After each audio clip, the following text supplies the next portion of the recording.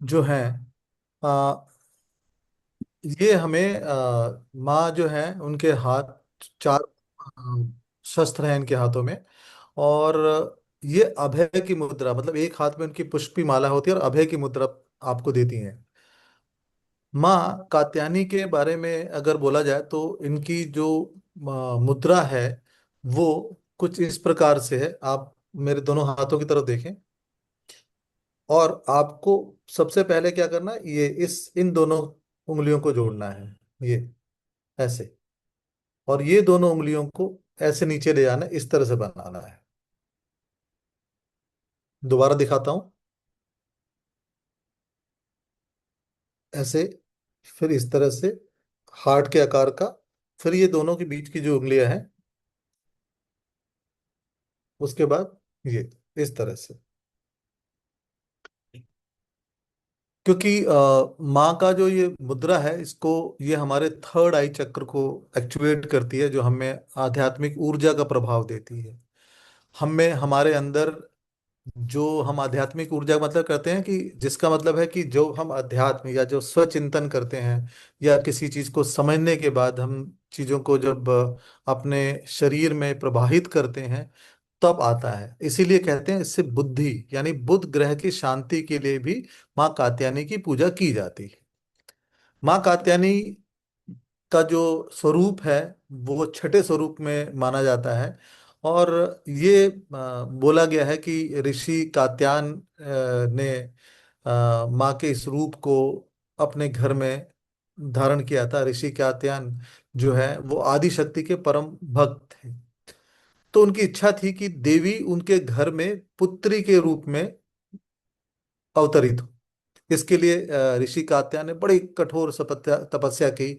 इससे प्रसन्न होके देवी उनके घर में पुत्री के रूप में प्रकट हुई। कात्यायन की पुत्री होने के कारण इनका नाम कात्यायनी पड़ा। ये कहते हैं ना कि जब देवी बड़ी हुई तो उनको जाना था, तो उन्होंने ऋषि से स्वीकृति ली, और उसके बाद उन्होंने महिषासुर नामक राक्षस का वध किया। इसीलिए इनको महिषासुर मर्दनी के नाम से भी जाना जाता है।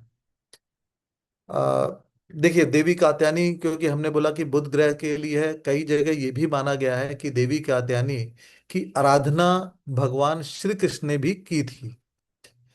और इनका आराधना करने का मतलब ये था कि जो, ताकि वह प्रेम पा सके। तो अगर किसी के वैवाहिक जीवन में अगर ऐसा होता है कि कोई अ, अड़चन आती है, तो हम, ये भी है कि माँ कात्यायनी की आप पूजा करें, माँ कात्यायनी की आराधना करें, जिससे देवी प्रसन्न होके आपके अंदर वह प्रेम का संचारण करती है, जिससे आपका जीवन प्रेममयी हो जाता है। तो आइए हम मिलते हैं, माँ कात्यायनी की पूजा करते हैं अपने जीवन में। जो जिसे हम कहते हैं ना कि हम अपने जीवन में अ, स्नेह लाना चाहते हैं, हम अपने जीवन में अपने थर्ड आई को एक्टिवेट करना चाहते हैं, हम चीज़ों में ये जानना चाहते हैं कि कहाँ पे हमें अध्यात्म ज्ञान मिले। इस अध्यात्म ज्ञान को प्राप्त करने के लिए हमें देवी कात्यायनी की पूजा करनी है। और देवी कात्यायनी हमारे बुध ग्रह को, जो कि हमारी वाणी, हमारे थर्ड आई चक्र, इनको शोभित करता है, जिससे हम अपनी इच्छा अनुसार जो चीजें हैं उनको प्राप्त करते हैं, उनके बारे में सोचते हैं, उनके बारे में हम जिसे कहते हैं ना, तरंगों को अपने जीवन में लाते हैं। तो आप सभी लोगों से अनुग्रह करता हूं कि आप सभी लोग अपनी आंखें बंद करें और केवल मेरी आवाज को सुने। और जैसा जैसा मैं आपको बोलता जाऊं, उसको अपने विचारों में, अपने सोच में उस चीज को ढालते जाएं, उस चीज को समझने की कोशिश करें। ओ,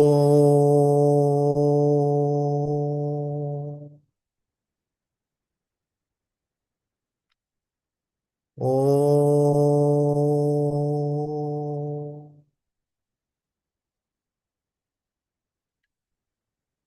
ओ।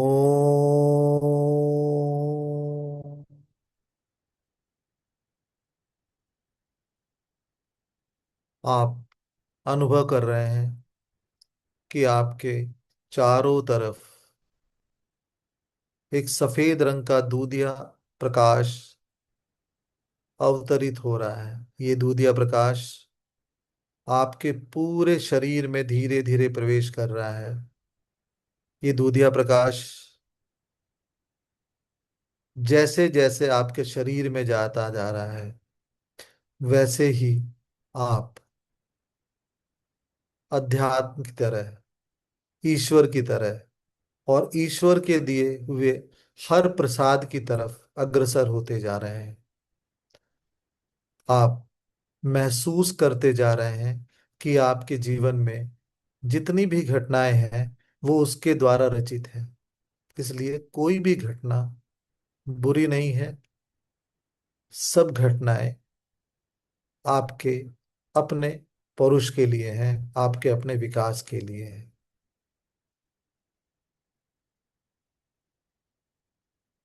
ये प्रकाश धीरे धीरे आपके पूरे शरीर के अंदर प्रवेश करता जा रहा है और आप अनुभव कर रहे हैं कि आपके थर्ड आई चक्र में एक एक ज्योति जग रही है।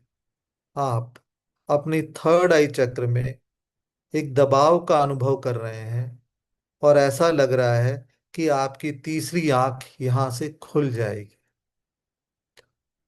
आप अपने थर्ड आई चक्र में अपने ध्यान को केंद्रित करें और माँ का स्मरण करें। आपका थर्ड आई चक्र अपने अपने पूरे विचारों को, अपने पूरे ध्यान को अपने थर्ड आई चक्र यानी कि अपने दोनों भौं के बीच में ले आए। ओम। आप अपने विचारों को, अपने ध्यान को अपने थर्ड आई चक्र के बीच में ला रहे हैं। आपका पूरा शरीर, आपका रोम प्रतिरोम आपके ध्यान की तरफ आपको ले जा रहा है। आइए इसके लिए हम अपने इस अवचेतन मन को जागृत करें। ओम ह्रीं मम प्राण दे रोम प्रतिरोम चैतन्य जागृह ह्रीं ओम नमः। ओम ह्रीं मम प्राण दे रोम प्रतिरोम चैतन्य जागृह ह्रीं ओम नमः। ओम ह्रीं मम प्राण दे रोम प्रतिरोम चैतन्य जागृह ह्रीं ओम नमः। ओम ह्रीं मम प्राण दे रोम प्रतिरोम चैतन्य जागृह ह्रीं ओम नमः। ओम ह्रीं मम प्राण दे रोम प्रतिरोम चैतन्य जागृह ह्रीं ओम नमः। ओम ह्रीं मम प्राण दे रोम प्रतिरोम चैतन्य जागृह ह्रीं ओम नमः। ओम ह्रीं मम प्राण दे रोम प्रतिरोम चैतन्य जागृह ह्रीं ओम नमः। ओम ह्रीं मम प्राण दे रोम प्रतिरोम चैतन्य जागरे ह्रीं ओम नमः। ओम ह्रीं मम प्राण दे रोम प्रतिरोम चैतन्य जागरे ह्रीं ओम नमः। ओम ह्रीं मम प्राण दे रोम प्रतिरोम चैतन्य जागरे ह्रीं ओम नमः। ओम ह्रीं मम प्राण दे रोम प्रतिरोम चैतन्य जागरे ह्रीं ओम नमः। ओम ह्रीं मम प्राण दे रोम प्रतिरोम चैतन्य जागरे ह्रीं ओम नमः। ओम ह्रीं मम प्राण दे रोम प्रतिरोम चैतन्य जागरे ह्रीं ओम नमः। ओम ह्रीं मम प्राण दे रोम प्रतिरोम चैतन्य जागरे ह्रीं ओम नमः। ओम ह्रीं मम प्राण दे रोम प्रतिरोम चैतन्य जागरे ह्रीं ओम नमः। ओम ह्रीं मम प्राण दे रोम प्रतिरोम चैतन्य जागरे ह्रीं ओम नमः। ओम ह्रीं मम प्राण दे रोम प्रतिरोम चैतन्य जागरे ह्रीं ओम नमः। ओम ह्रीं मम प्राण दे रोम प्रतिरोम चैतन्य जागरे ह्रीं ओम नमः। ओम ह्रीं मम प्राण दे रोम प्रतिरोम चैतन्य जागरे ह्रीं ओम नमः। ओम ह्रीं मम प्राण दे रोम प्रतिरोम चैतन्य जागरे ह्रीं ओम नमः। ओम ह्रीं मम प्राण दे रोम प्रतिरोम चैतन्य जागरे ह्रीं ओम नमः। ओम ह्रीं मम प्राण दे रोम प्रतिरोम चैतन्य जागरे ह्रीं ओम नमः। ओम ह्रीं मम प्राण दे रोम प्रतिरोम चैतन्य जागरे ह्रीं ओम नमः। ओम। आपका अवचेतन मन धीरे धीरे आपके शरीर से बाहर निकल रहा है और आपके शरीर के समक्ष खड़ा हो गया है। यह अवचेतन मन, आप देख पा रहे हैं कि यह अवचेतन मन अभी भी आपके शरीर से अलग ही दिशा में सोच रहा है। यह अवचेतन मन अध्यात्म के से परे सोच रहा है। आपके विचारों, कुविचारों के बारे में सोच रहा है। आप जब इस ध्यान की मुद्रा में खड़े हैं तो आपका अवचेतन मन हंस रहा है। वह उस असाध्य आराधना जिसको आप सालों साल से करते आ रही हैं उसके बारे में आपको बता रहा है कि ये कुछ नहीं है। यह अवचेतन मन अब इसको जानने के लिए, परखने के लिए आपके शरीर को निहार रहा है, हंसता जा रहा है। अवचेतन मन धीरे धीरे ऊपर उठ रहा है, धीरे धीरे उठ रहा है, धीरे धीरे उठ रहा है। आप महसूस कर रहे हैं कि आप हवा में उड़ रहे हैं। धीरे धीरे, धीरे धीरे ऊपर उठता जा रहा है, आपके घर से ऊपर, आपके शहर से ऊपर, आपके देश से ऊपर, आपकी पृथ्वी से ऊपर। और ये अवचेतन मन भूमंडल के क्षितिज पे पहुंच चुका है। यहां से जब आपका अवचेतन मन नीचे देखता है तो वह डर जाता है। वो देखता है कि पृथ्वी बिल्कुल बिंदु के समान है। अवचेतन मन मेरे एक दो तीन कहने पे वह आकाशीय उस ऊर्जा की तरफ बढ़ जाएगा जिसे कि हम हमेशा संदेश मिलता है। एक, दो, तीन। जैसे ही आपका अवचेतन मन इस मंडल पे पहुंचता है, वो चारों तरफ देख रहा है कि बहुत तेज दूधिया सा प्रकाश, जो बिल्कुल ही सफेद रंग का है, चांदी की तरफ चमकता जा रहा है। वो भ्रमित हो जाता है कि मैं जब नीचे था तो मेरे चारों तरफ दुख, परेशानियां, और मैं हर एक बात में, हर चीजों में एक अड़चन लगाता था, एक नकारात्मक सोच देता था। लेकिन यहाँ क्या देख रहा हूं? यहाँ तो सब तरफ एक ही ऊर्जा है। आपका यह अवचेतन मन इस सब तरह की ऊर्जा को अपने अंदर, अपने मन के प्रभाव में लाने की कोशिश करता है। आपका अवचेतन मन आगे बढ़ता जा रहा, आगे बढ़ता जा रहा है। वो देख रहा है कि इस ब्रह्मांड में हर जगह ये दूधिया प्रकाश है। धीरे धीरे ये दूधिया प्रकाश सिकुड़ता जा रहा है, सिकुड़ता जा रहा है, और एक ज्योतिर्पुंज के रूप में आगे बढ़ रहा है।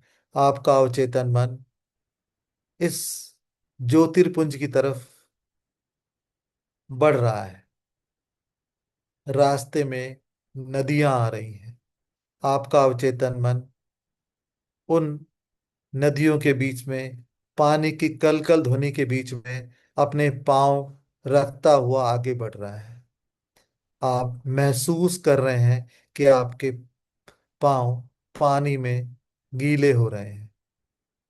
यह अवचेतन मन आगे बढ़ रहा है तो बहुत पत्थर हैं जिनके अंदर आपको एहसास हो रहा है कि ये पत्थर मेरे पांव में चुभ रहे हैं। यह अवचेतन मन आगे बढ़ रहा है ज्योतिर्पुंज में, जहां बहुत ज्यादा गर्मी है और रेत है जिस पे आपके पांव में जलन सी महसूस हो रही है। यह अवचेतन मन आगे बढ़ रहा है, आगे बढ़ रहा है, अपने जलन को भूल के आगे बढ़ रहा है। पांव में जलन हो रही है। तभी यह अवचेतन मन देखता है कि ज्योतिर्पुंज थम गया है, और वो एक शीतल तालाब के सामने, जहां चारों तरफ कमल खिले के फूल खिले हुए हैं, पशु पक्षी की ध्वनि सुनाई दे रही है। आपको मोर का चहकना, चिड़ियों को चहकना सुनाई दे रहा है। अवचेतन मन जैसे उस तालाब में पांव डालता है, एक शीतलता का अनुभव हो रहा है। ये शीतलता उसके पूरे शरीर पे हो रही। यह अवचेतन मन जिज्ञासा से जब उस ज्योतिर्पुंज की तरफ देखता है और नमस्कार करता है, ये ज्योतिर्पुंज माँ भगवती के रूप में प्रकट हो रहा है, माँ कात्यायनी के रूप में प्रकट हो रहा है। और ये अवचेतन मन देख रहा है कि माँ अपने किस रूप से आपका अवचेतन मन का स्वागत कर रही है। ये माँ को देखता है कि माँ के एक हाथ में पुष्प है और दूसरे हाथ में एक स्नेह है, और माँ अपना पुष्प से अवचेतन मन के मस्तक पे धीरे से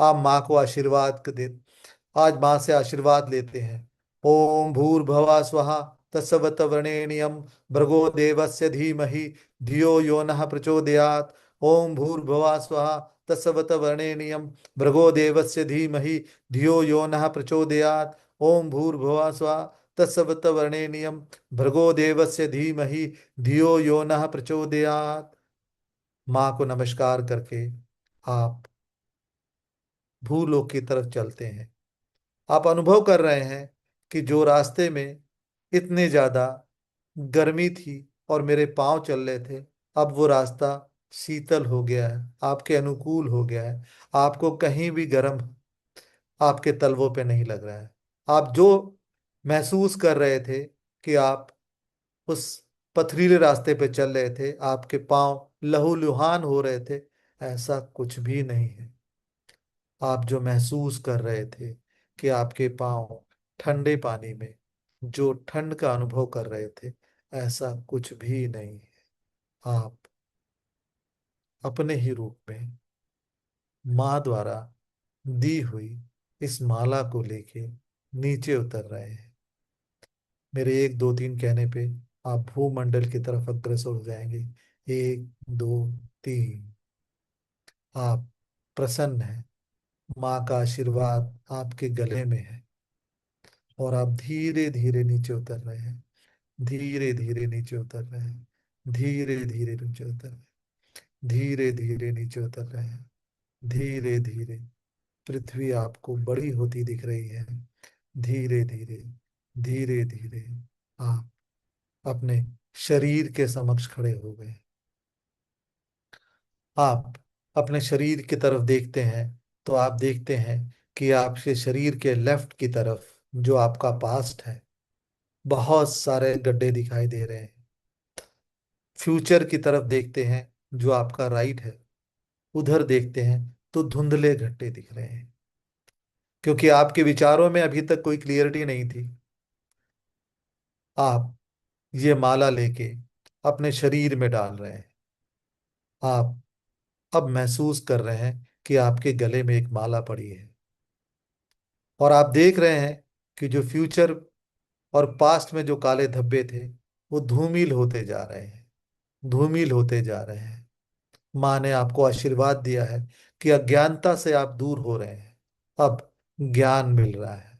माँ आशीर्वाद दे रही हैं कि आपके वैवाहिक संबंध, आपके आपके जानने वालों के सबके वैवाहिक संबंध सुधर रहे हैं। आप अनुभव कर रहे हैं कि आपके पति या आपकी पत्नी आपके समक्ष है, और वह आपको निहार रही है। अब आपका ये सबकॉन्शियस माइंड, जो कि आपके लिए प्रेम का प्रचार और बुद्धि का विकास लेके आया है, आपके शरीर में धीरे धीरे प्रवेश कर रहा है। धीरे धीरे प्रवेश कर रहा है। धीरे धीरे प्रवेश कर रहा है। ओ,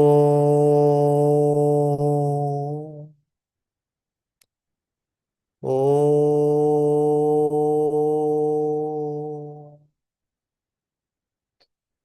ओ।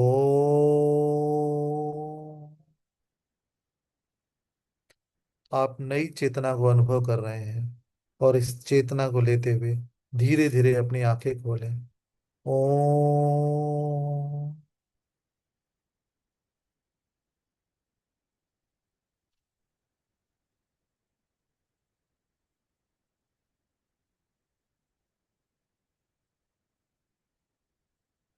बहुत बहुत धन्यवाद आप लोगों का, और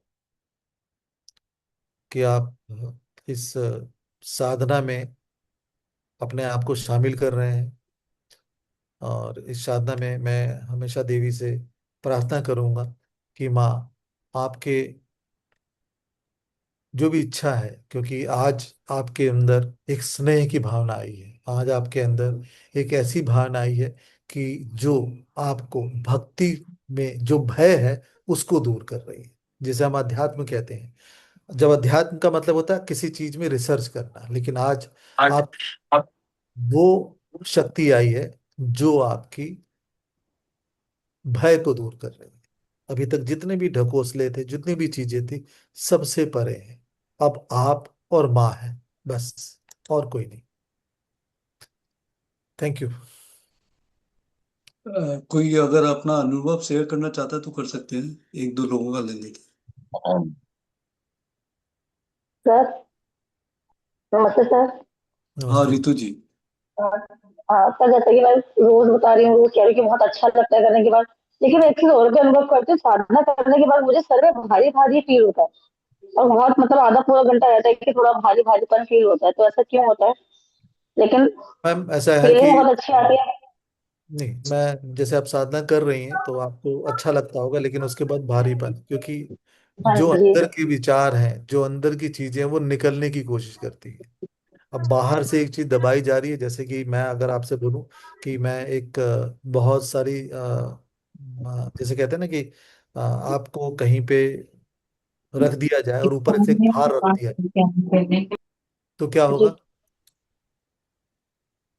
वो भार निकलने की कोशिश करेगा, तो वो निकलता है। लेकिन जी। उसके बाद जब ये सब चीजें ठीक हो जाती होंगी तो आपको अच्छा लगता हो। जैसे आप हाँ जी, सुबह आधा पौना घंटा थोड़ा हैवी फील होता है, उसके बाद से बेटर फील होता जैसे आप सुबह उठेंगी तो अच्छा लगेगा। है। बस। जी। और कोई अपने थैंक यू अनुभव सर। शेयर करना चाहे, और कोई? बहुत बहुत धन्यवाद रितु जी। और कोई अपने अनुभव शेयर करना चाहे तो करें। सर बेसिकली सर, पूरा पूरा विजुअलाइजेशन नहीं होता, मतलब कुछ होता है कुछ नहीं होता। बेटा इसलिए ऐसा होता है अजय, कि क्या होता है कि आप कुछ दूरी तक, जैसे आप पूजा करते होंगे, आप पूजा करते हैं। अजय जी, अनम्यूट हो जाए सर। हाँ अजय, आप पूजा, अनम्यूट हो जाओ बेटा। अजय अनम्यूट हो जाओ। सर। हाँ। हाँ जी। जी सर। तो अजय, आप पूजा करते होगे। जी करते हैं। कभी आपने देखा है कि पूजा में, पूरी पूजा में आपका ध्यान लगाओ? जी सर। नहीं। उसी तरह ये हो रहा था कि जब, क्योंकि मैंने आपको ये पूजा करने के लिए नहीं बोला, मैं करने के तो बोल सकता हूँ, चलो ये मंत्र हम सब जपते हैं, क्योंकि मैं हमेशा इसलिए बोलता हूँ मेरे को सुनो, लेकिन जहां पे आपका ध्यान मेरे को सुनने से हटेगा, वहां आप कुछ विजुलाइज नहीं कर पाएंगे। अगर मुझे विजुलाइज करना है, तो केवल आपको मेरे को सुनना पड़ेगा।